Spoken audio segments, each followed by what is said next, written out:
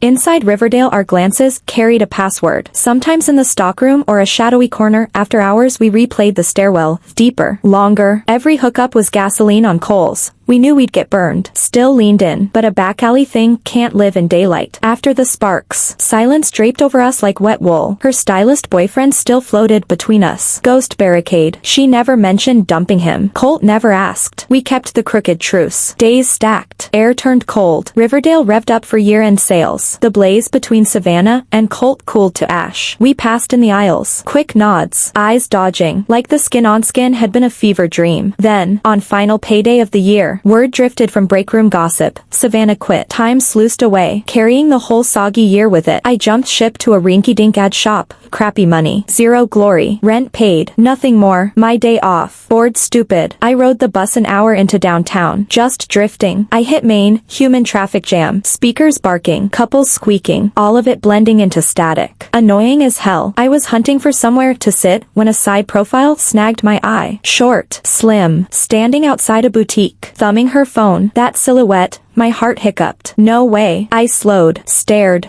Yeah. Savannah, all right. Ivory sweater, denim mini, legs bare, hair longer now, falling casual over her shoulders. Less small town, more city gloss than during Riverdale days. But the sweater still stretched where genetics had been unfairly generous, raw talent. I hesitated, then walked up. Savannah. She lifted her head. The second she recognized me, her lashes fluttered in disbelief. You're a tiny frown. Memory dialing. Yeah. It's been more than a year. Colt's probably changed a lot. Colt thought. We worked together at Riverdale. Colt reminded her. Light finally dawned. Oh, I remember now, it's you. A happy little flash crossed her face, but she toned it down fast, sliding into polite stranger mode. Long time no see. What brings you here? On vacation. Just killing time. You, working around here? Colt nodded at the clothing boutique beside them.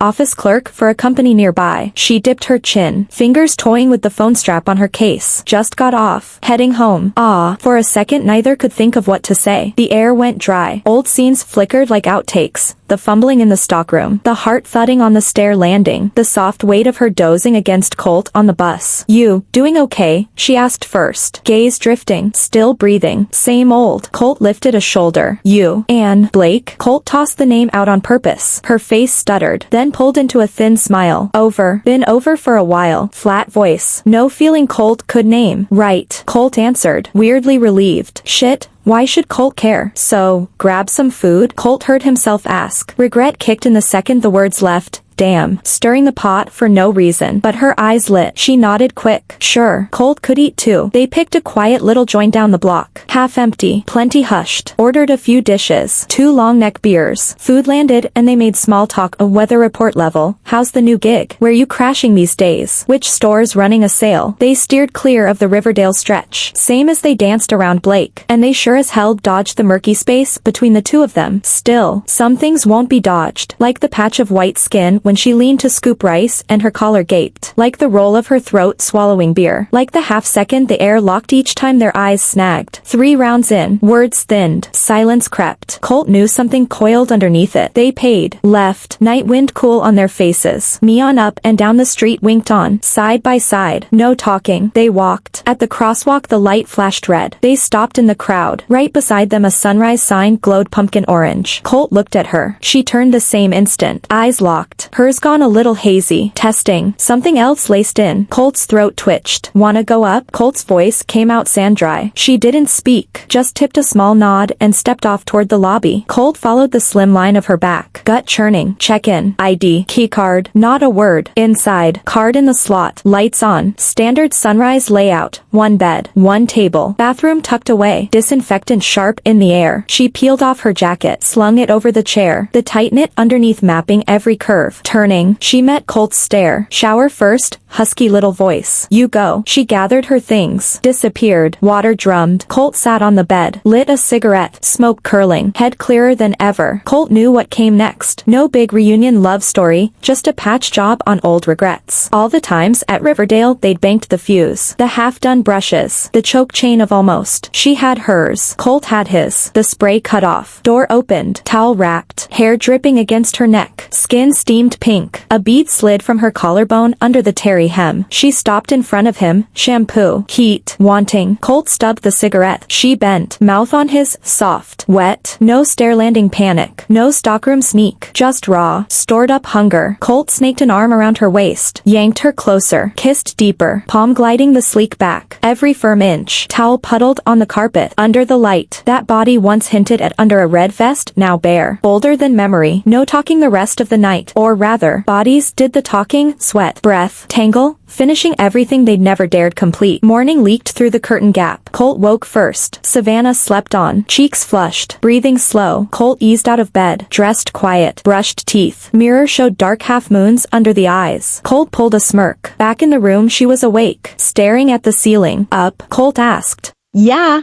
She sat, sheet slipping, skin bare, didn't bother catching it, just watched him. Colt's gotta bounce. Okay, simple nod. No, stay in touch. No numbers swapped. Some things. Once is the quota. Colt hit the hall, shut the door, locked last night, inside, out under hard sunlight. Lungs pulled a long drag. Whatever had clogged the chest felt gone. They weren't right for each other. The night was only a belated period at the end of a sentence that had trailed off unfinished. That's it. She checked out the same day. No text, no wave. Like a pebble tossed, rings, then glassy calm again. They never spoke after. Her number sat in the phone, untouched. Life slipped back to pre-her settings, flat, even dull. Only sometimes, passing that dim stairwell or spotting a customer built like her. The heart drops for a beat, reason unspoken, name unasked.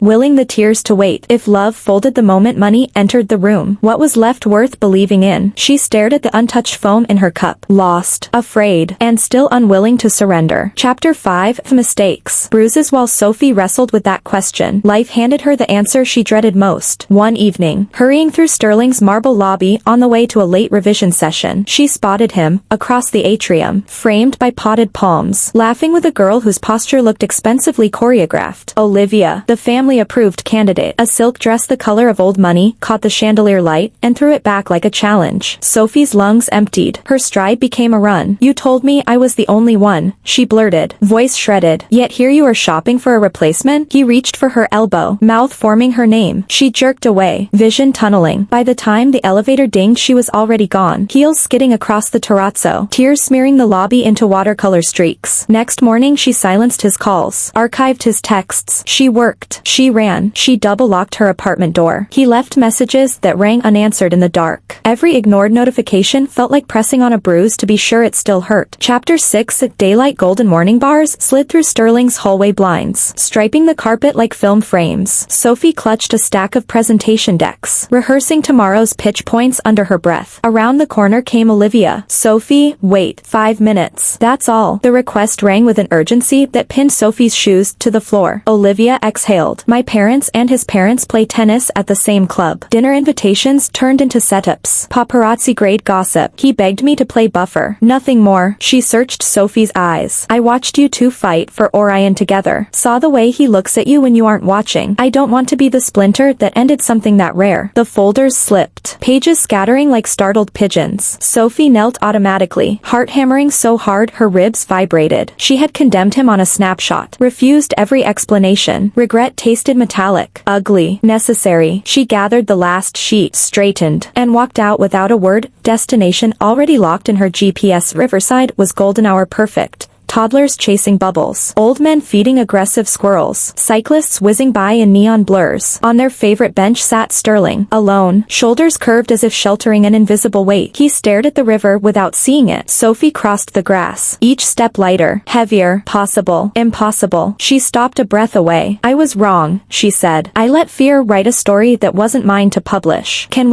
you let me rip up the draft and start over? He stood. The space between them collapsed like a badly stacked house of cards. And then it was just two people holding on as though the water below might rise and sweep the city away if they dared let go. Sophie walked over and sat down gently beside him, her voice trembling with a sob she could no longer hold back. Adrian, I'm sorry. I misjudged you. In that quiver was every ounce of guilt for her mistake and every ache for the unfairness he had endured these past weeks. Adrian lifted his head. The instant he saw Sophie, surprise flashed through his eyes like dawn breaking over a dark skyline. His lips trembled. Words crowded his throat, but but lodged there, choked by emotion. Several beats passed before he found his voice again. Sophie, you're finally willing to hear me out. These days have been torture. I was terrified I'd lost you. As he spoke, his own eyes reddened. They folded into each other, arms tight, every misunderstanding dissolving on the spot. They could feel the pound of matching heartbeats, the shared warmth. Nothing else existed. The world had shrunk to just the two of them. The clock itself seemed to stop, while a soft breeze drifted past, witnessing their truce. Chapter 7. Side by side the quarrel had scorched, but also refined them. What emerged felt as solid as forged gold. Together they would face the pressure from both families and fight for the future they wanted. One sunbright weekend Adrian drove Sophie to his parents' place. The sedan rolled to a halt in front of an elegant townhouse, and Adrian exhaled, turning to give her an encouraging smile. She answered with one of her own, nervous but steady. Inside, the living room smelled faintly of bergamot tea. His parents rose from the sofa with courteous smiles. Adrian clasped Sophie's hand, led her to the facing love seat, and sat spine straight. Mom, Dad, I love only Sophie. Nothing will change that, he said, meeting their eyes. I know you've always pictured someone different, but love isn't a checklist. Sophie is kind, she's driven, and she is the person I want beside me for life. Determination hardened every syllable. Nothing, it seemed, could dent his resolve. Sophie didn't flinch. She produced a slim portfolio and, in a clear voice, walked the Caldwells through her track record on Orion, the grueling market research, the iterations that littered the cutting room floor, the final launch that beat KPIs by 42%. Her smile stayed calm, her facts sharp. Halfway through, Adrian's mother leaned forward. By the end both parents were nodding. When she closed the folder, Caldwell glanced at his wife, then at the couple. If you're this sure, he said, we won't stand in your way. Take care of each other. Tears sprang into Sophie's and Adrian's eyes at the same instant. All the tension they'd carted around for weeks finally drained away. At Sterling the good news kept coming. Orion, which they now co-captained, landed raves from the client and a profit margin senior management called jaw-dropping. In the boardroom the ECD projected slide after slide of campaign metrics, praising the pair's ingenuity and late-night stamina. Promotions followed, Sophie to group account director, Adrian to executive creative director. On the auditorium stage, they accepted their plaques hand in hand, cheeks aching from smiling while applause thundered around them. Chapter 8. Forever starts today. Several golden years later, on an afternoon when the sun poured like honey, Sophie and Adrian married. The ceremony took place at Willowbrook, an estate whose stone facade and climbing roses looked lifted from a storybook. White blossoms lined the aisle. A string quartet played the song that had been there since their first real date. Sophie glided forward in a cloud-white wedding gown, train fanned behind her like petals, Swarovski crystals winking with every step. The smile on her face could have outshone the chandeliers. Adrian, immaculate in a bespoke suit, watched her as if the universe had just aligned in lace and satin. They spoke their vows beneath the old oak, voices steady, tears sparkling. The priest's words rolled out like ancient promise. As long as you both shall live. In that moment only the two of them existed, hearts knocking in perfect synchrony. Out in Riverdale, their love story quickly became legend. They had shown what loyalty looks like under fluorescent office lights and at candlelit dinner tables. Through misunderstandings, boardroom coups, and family skepticism, their bond, tested, dented, but never broken, shone like a lantern over sidewalks and skyscrapers alike, reminding everyone that after every storm the sun returns, brighter than memory.